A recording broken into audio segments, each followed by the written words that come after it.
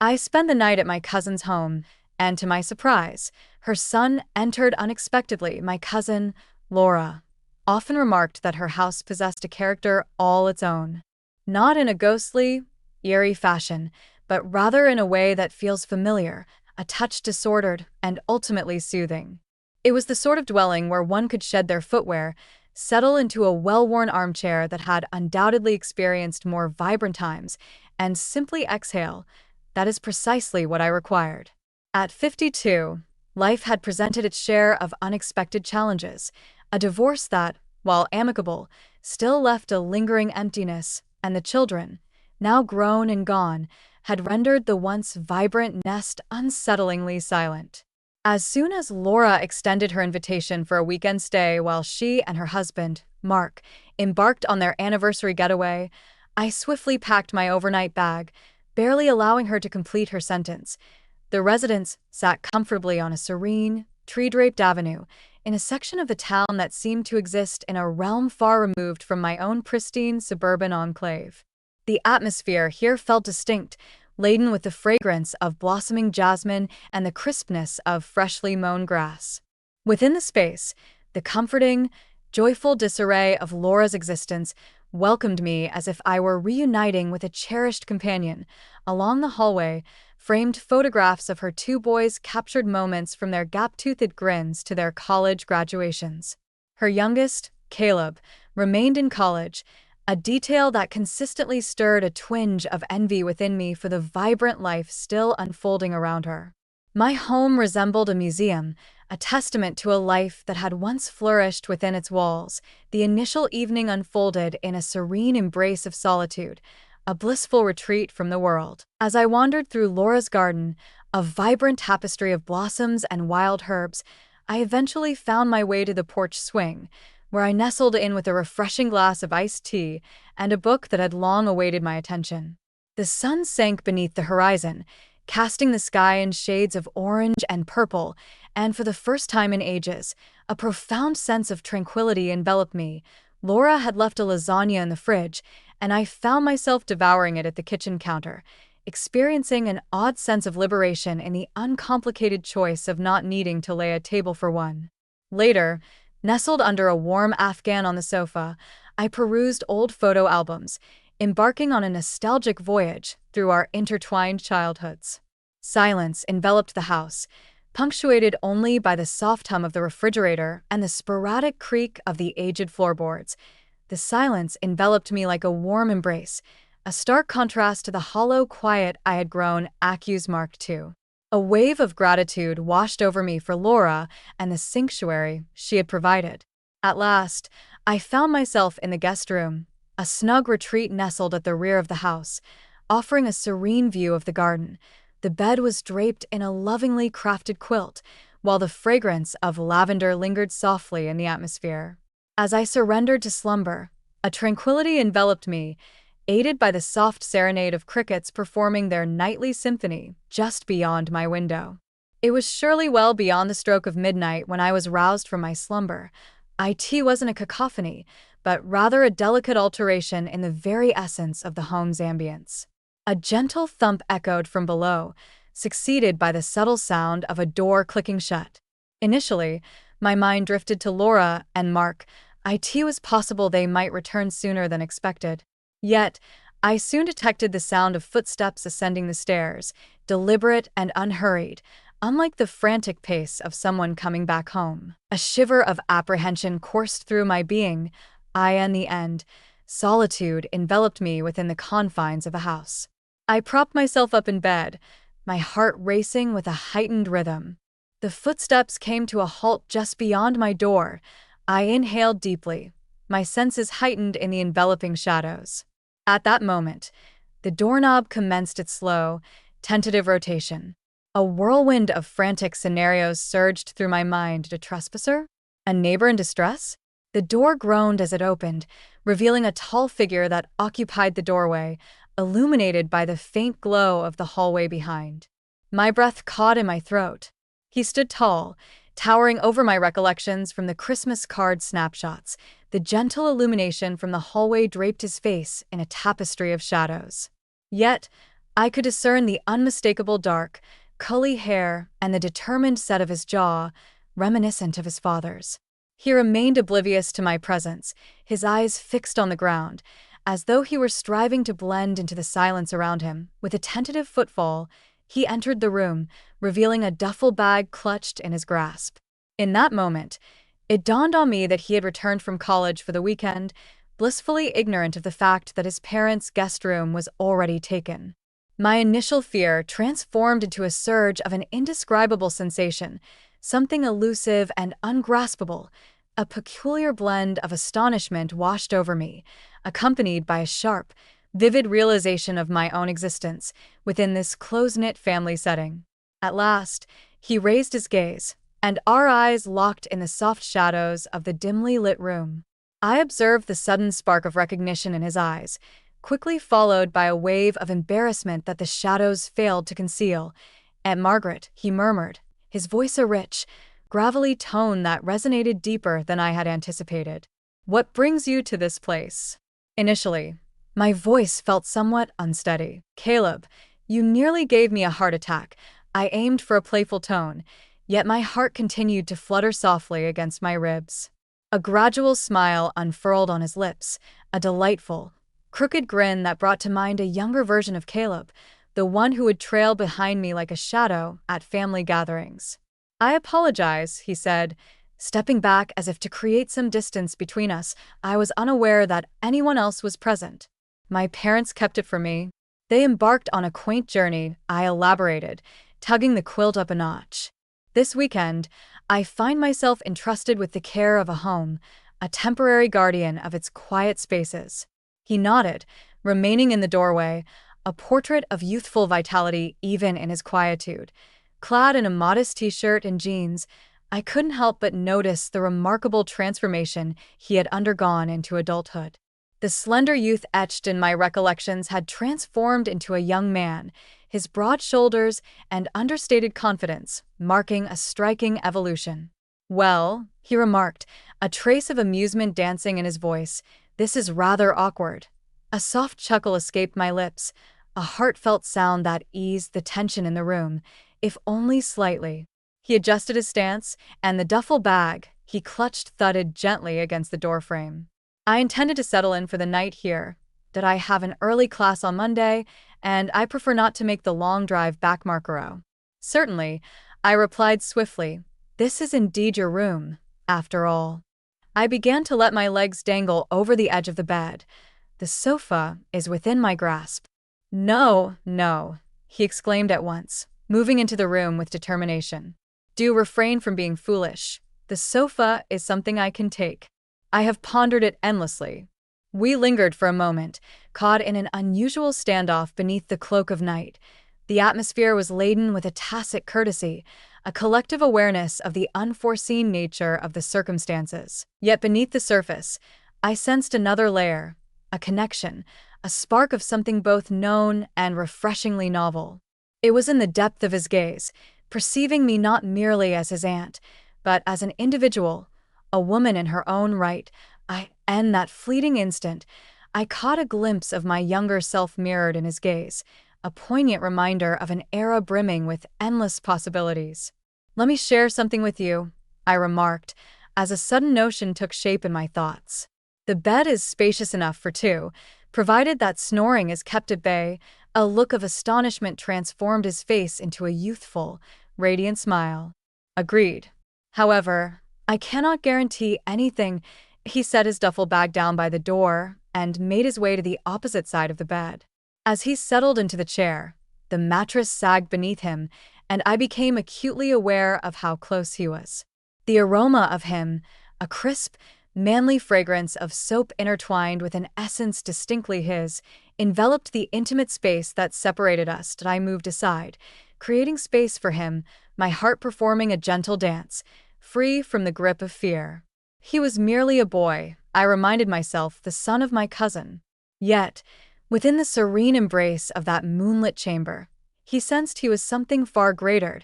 He embodied a journey that was yet to be fully written, a narrative that was only just taking shape. For a fleeting moment, I sensed my connection to it all. He nestled into the bed next to me, the air between us crackling with unspoken tension. It wasn't unpleasant, yet it lingered, a palpable consciousness of another being in a manner I hadn't felt in quite some time. For a brief moment, we remained there, gazing at the ceiling, the only sounds being the soft hum of the house and the rhythm of our own quiet breaths. In the stillness of the night, he spoke, his voice barely above a whisper. "How have you been, Aunt Margaret?" "Is that so?" The inquiry lingered, unassuming yet deeply significant. It transcended the mere pleasantries of a casual greeting, the typical, "How are you?" I had grown accusmarked, too. His tone carried a sincere curiosity, a profoundness that took me by surprise. I shifted my gaze on the pillow to catch a glimpse of him, and the dim glow seeping through the window.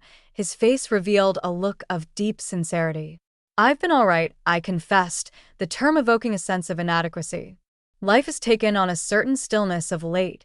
He nodded, a contemplative expression gracing his features. "My mother shared the news of the divorce with me. Apologies, but it was for the greater good," I remarked. To my astonishment, the words resonated with authenticity. "It seems we simply drifted in different directions, wouldn't you agree?" "I believe so," he replied, his eyes drifting off into the distance for a brief moment. "Occasionally, I observe it with the parents of my friend. It feels as though they inhabit the same space, yet exist in entirely separate realms." His keen perception took me by surprise. Though he was youthful, there was a wisdom about him that belied his years. Our conversation stretched on, the hours slipping away as our voices mingled in gentle whispers beneath the cloak of night. He shared with me the details of his classes, his fervent love for photography, and his aspirations of exploring the globe. I discovered a vulnerability within myself as I shared my thoughts with him, a connection I had never experienced with anyone else, not even Laura. I shared with him the profound emptiness that envelopes my home, the sense of being adrift now that my identity as a mother has transformed. He listened with unwavering patience, his presence serving as a soothing anchor amidst the shadows. In his gaze, there was no judgment, only a serene understanding that gently eased a part of my soul I hadn't realized was in pain. He articulated his personal doubts, the weight of expectation to possess all the answers, the anxiety surrounding the possibility of missteps. In that moment of shared vulnerability, a bond emerged between us, an unseen thread weaving together two souls standing at the crossroads of their lives. Eventually, his hand brushed against mine in the distance that separated us. It was a gesture, uncomplicated and pure, yet it coursed a wave of warmth through my being. His fingers, elongated and cool to the touch, intertwined with mine effortlessly, as if it were the most natural thing in the world.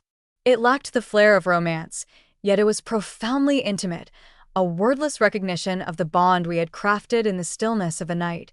In that moment, I understood that this unforeseen meeting transcended mere awkwardness.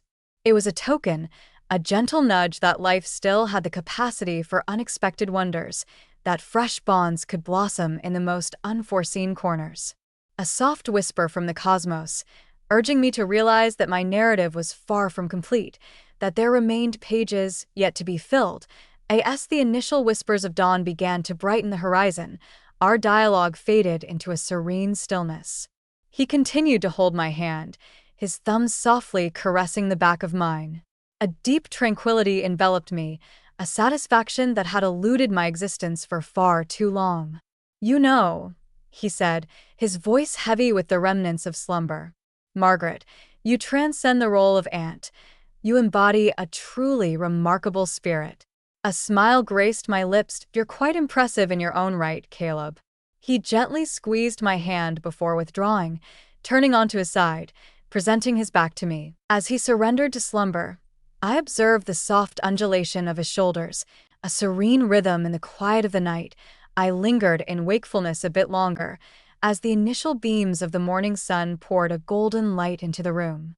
A wave of renewal washed over me, accompanied by a serene joy that felt both fresh and yet comfortably known. The evening began with an unforeseen disruption, a flicker of dread and doubt, yet it unfurled into a tapestry of beauty, a memory I understood would linger in my heart for years to come. It served as a poignant reminder that within the stillest nooks of our existence, the deepest bonds can form, and that often, the most unforeseen paths guide us precisely to our destined place. With my eyes gently shut and a sincere smile gracing my lips, I found myself, for the first time in ages, eagerly anticipating the day that lay before me. I awoke to the enticing aroma of coffee, not the instant variety I typically brewed at home, but the deep, fragrant essence of freshly ground beans wafting through the air. The opposite side of the bed lay vacant, the fabric crisp and cool against my fingertips. For a fleeting instant, I questioned whether the entire experience had been a figment of my imagination. The soft whispers exchanged, the raw openness between us, the tender brush of his hand against mine. Yet there it was, his duffel bag lingering by the door, and a small folded note resting on the bedside table. I grasped it, a flutter of excitement stirring within my heart. The script danced across the page, a vibrant testament to youthful exuberance and individuality. Aunt Margaret, it stated that a run was undertaken. The coffee brews gently in the pot. Assist yourself. Our conversation last night was truly delightful. Caleb. A grin blossomed upon my lips. It was indeed real. Everything. I rose from my slumber, a buoyancy within me that I hadn't experienced in ages. I donned my robe and quietly made my way down the stairs to the kitchen. The house basked in the gentle embrace of morning light, while the rich aroma of coffee enveloped the space, intensifying its warmth. A pot simmered gently on the counter, while a pristine mug awaited beside it. Prepared just for me, I filled my cup and savored the first sip, the deep, velvety brew awakening my senses with its invigorating embrace. I rested against the counter, gazing through the kitchen window at the lush greenery of Laura's garden. This morning, the world appeared to shine with a renewed brilliance, brimming with potential. The front door creaked open and then shut, the echo of footsteps trailing behind it. Moments later, Caleb emerged in the kitchen doorway. His face glowed from the exertion of his run, a delicate sheen of sweat gracing his brow. Clad in shorts and a t-shirt, he radiated an even greater sense of vibrancy and life under the bright daylight. "Morning," he said, his voice carrying a hint of breathlessness. He offered me that familiar lopsided grin that had captivated me the previous evening. "Good morning," I responded, my tone imbued with warmth. "I appreciate the coffee. It is utterly delightful." "No problem," he replied, reaching for a glass nestled in the cupboard and letting the cool water flow from the tap into it. He swallowed it in a single, swift motion, his Adam's apple rising and falling with the effort. We lingered in a comfortable silence for a moment, the effortless camaraderie of the previous night still hanging in the air between us. Being in the quiet morning kitchen with him felt like a seamless part of the day. It resonated with the essence of home, not merely the hollow structure I inhabited, but a genuine sanctuary brimming with vitality, warmth, and the hopeful anticipation of a fresh dawn. He leaned against the opposite counter and inquired, "What are your plans for today?" "Please, feel free to proceed without my interference. I find myself without any plans at the moment." I confessed that my plan was simply to immerse myself in a book and unwind. "It sounds pleasant," he remarked, "but perhaps a touch dull. Wouldn't you agree?" I arched an eyebrow. "What counsel do you offer, O sage?" He let out a hearty chuckle that resonated throughout the kitchen. "Well," he said, a playful sparkle dancing in his eyes, "I found myself contemplating a drive. There exists a quaint little town nestled along the coast, just an hour's journey from here. It features a charming diner renowned for serving the most exquisite milkshakes you've ever savored." He halted, his eyes locking onto mine. "Would you care to join me?" The invitation lingered, a vivid, unforeseen opportunity amidst the stillness of my tranquil weekend. A portion of my being, the rational 52-year-old segment, yearned to utter a refusal. It was an act of sheer impulse, a departure from the norm, yet a different facet of my being, one that had long lain in slumber, ached for an adventure, however modest it might be. "I'm not quite sure," I replied, my voice tinged with uncertainty. Come on, he urged, his voice soft and soothing. It promises to be an enjoyable experience. We can engage in further conversation. I long to immerse myself in the tales you have to share. In an instant, I found myself captivated. The idea of passing the day in his company, of prolonging our dialogue, of merely existing in his lively aura, was an allure too strong to ignore. Very well, I replied, a grin blossoming on my lips. You're in, but the milkshakes are on you. Deal, he declared, a broad grin spreading across his face. The day unfolded in ways I had only dreamed of, surpassing all my expectations. With the windows rolled down, we cruised along, the wind tousling our hair as we belted out tunes from the classic rock station playing on the radio. He navigated the roads with skill, exuding a calm assurance that put me at ease throughout the journey. Our words danced between us, laughter bubbling forth, the dialogue as effortless as it had been the previous evening. He shared with me the depths of his photography, his fervor for seizing the beauty woven into the fabric of everyday moments. I discovered that I was sharing with him the echoes of my own neglected aspirations, the ambitions I had put on hold to nurture a family and embrace the role of a wife. The small town exuded a charm that matched his vivid descriptions, adorned with its delightful shops and welcoming smiles. We enjoyed our lunch at the diner, where the milkshakes were, without a doubt, the finest I had ever savored. As we strolled along the beach, the waves thundered against the shore, and the invigorating scent of salt filled the air. He captured images of it all, the way the light danced upon the water, the intricate patterns etched in the sand, the joyful creases that framed my eyes. As he gazed at me through the lens of his camera, I discovered a reflection of myself I had never seen before. Not as a woman in the twilight of her years, but as a vibrant soul, a woman brimming with experiences, a narrative waiting to unfold. As we journeyed homeward in the waning light of the day, the sun draping elongated shadows over the pavement, a soothing quiet enveloped us. The silence enveloped them, rich with a mutual understanding, a profound and unvoiced bond that lingered in the air. A wave of gratitude washed over me, so deep it nearly brought tears to my eyes. This weekend, initially conceived as a mere respite from my tranquil existence, evolved into an experience far beyond my expectations. The experience unfolded as a profound exploration of the self, illuminating the joy and beauty that often reside in the most surprising corners of existence.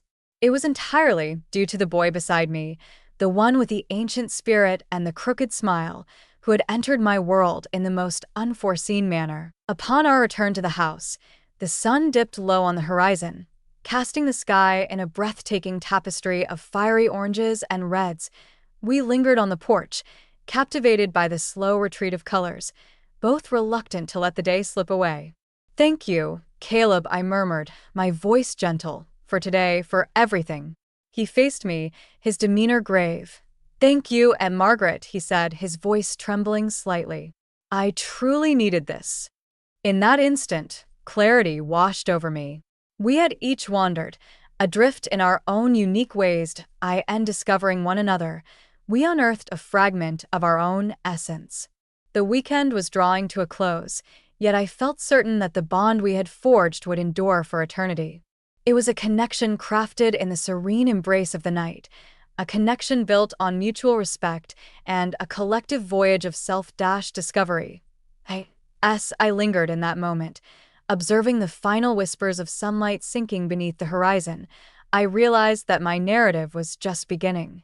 Indeed, it seemed as though it was merely the start.